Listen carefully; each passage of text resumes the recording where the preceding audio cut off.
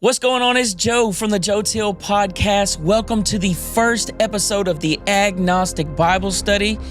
I just want to say this up front. This is not a church type deal, but this is also not an attack on faith. We're going to open up the Bible. We're going to look at it as honestly as possible, as history, as literature, as a collection of ancient texts. These texts just so happen to shape the world.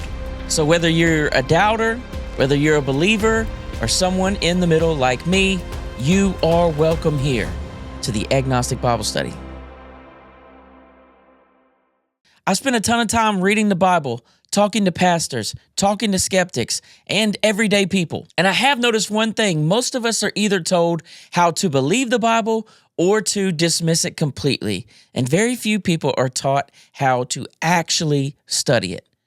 And that is what we will be doing on this podcast. We'll be asking questions, looking at context, and being as honest as possible with whatever comes out of this. And when I say agnostic, I don't want to scare you away. I'm not anti-God. I'm not anti-Bible. I am simply just open to question things. I'm not entirely sure we can know some of the things that some people feel very confidently about. Is there a God? Is the Bible describing that particular God? It can all get a little bit confusing, and I think it's very, very hard to tell. So coming from a place where I'm not 100% sure it's true before I even start reading it, and not wanting to just throw it out completely, I want to be willing to read these texts without forcing them to say what I want them to say. And I'll share my background real fast so you can kind of get a feel for me and my story. So my experience with the Bible and Christianity is I was basically raised to believe that the Bible is true. So I would say that more than half of my life, I just assumed that the Bible was 100% true without even asking any questions like why or how or digging into it any way, shape, or form. Around the time I was 17, my mom passed away, unfortunately, and I ended up at a church that did take me in and was very good to me. Around this time, I had some type of experience. It's hard to explain what that was. It felt like a real and true conversion experience at that time. I definitely would have believed that I was a Christian at that point. And so I get on fire. I start moving my way through the ranks in the particular youth group I was in. I'd study the Bible. I'd take the Bible everywhere with me. No matter where I went, I'd have the Bible with me. I went and bought books, went and bought commentaries. I wanted to know exactly what all the stuff meant and to get a fuller understanding of it. And then before long, the youth pastor that was there before me steps down. I'm about 19, I think. And once the youth pastor steps down, the church asked me to take over. So I take over and I become the youth pastor and I start teaching weekly. So I would teach every Sunday and every Wednesday. And I definitely was approaching the Bible with a more devotional feel than I would, do it now. But I was very serious about teaching, very serious about understanding the Bible. And it all started fine and well, but after some time, it started to wear on me. And to see the inner workings of the church was very difficult for me to see. The business meetings, the drama, the gossip, the things like that. I was like, This was better when I was just a member and I was able to just show up and raise my hands and sing the songs and all that stuff.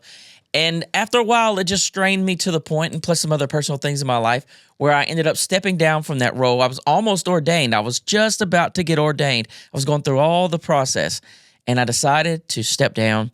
And then we kind of had trouble finding the church. And then it just seemed like years went by, right? I would eventually marry my wife that I met at church, very grateful for that, and then go off to the Army. Once I got to the Army, I think I kind of pushed away even more and more. And then that leads me to about when I was 27 or 28, I started getting into podcasts. And I just don't know that much about the world. It was actually a science video that piqued my interest. And I was like, okay, man, I'm getting too old to not understand things. So I wasn't all that great of a student. Like, I don't think I'm dumb, but I just didn't apply myself well in school. And so I was like, I need to learn things.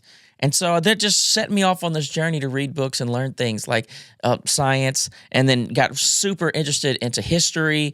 But I did start to see people come on some of like my favorite shows, and they would talk about the Bible.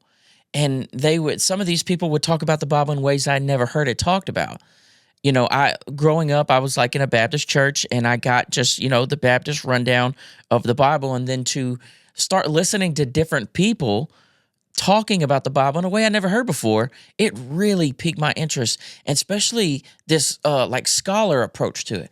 I'm like, what do you mean? Like these professors and stuff, they don't believe it, and they're still spending their time looking at it. Like, why? Why does this? What is appealing about that to them if they don't believe it? That kind of inspired me to go take another look at the Bible. So I pick up the Bible after all these years, and man, I just fascinated. Just absolutely fascinated.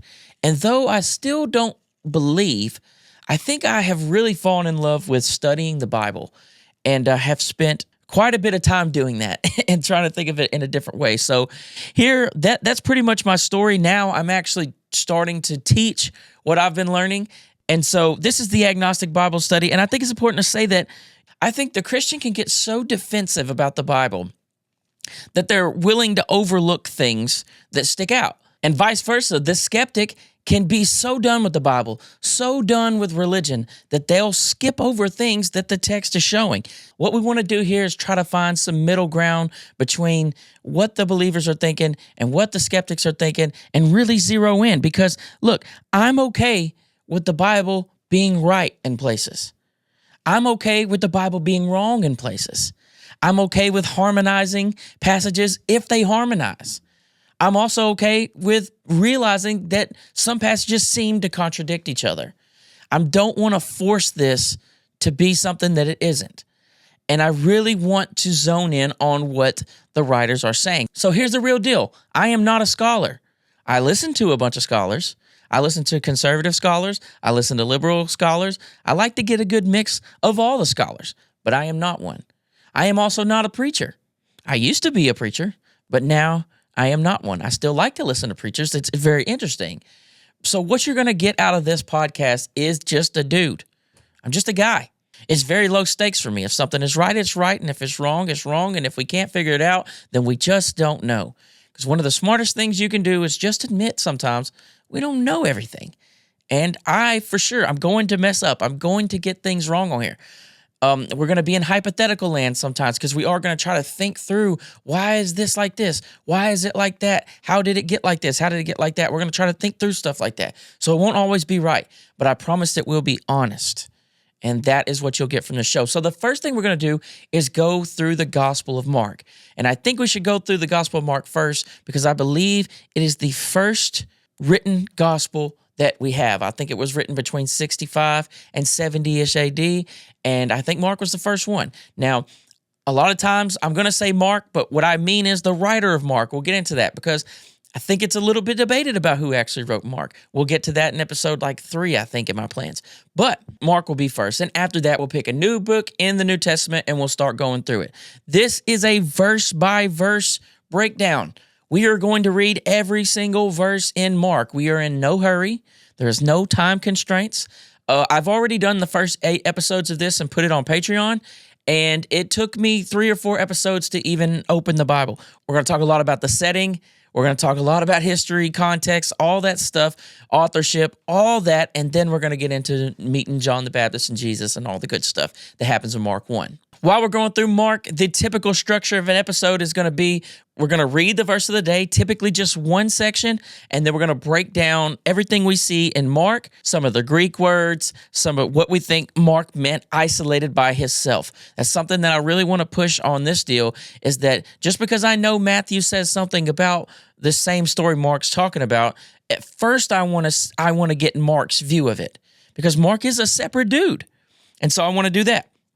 Second half of most of these episodes is when we'll start introducing Matthew and Luke and sometimes John. So if you haven't heard this before, the synoptic gospels are Matthew, Mark, and Luke, and they're called the synoptic because they're just seen together. They follow each other's timelines and wording and all that very, very closely. 90% of Mark is in Matthew, 50 to 60% of Mark is in Luke. And so these are called the synoptics because they go very closely together.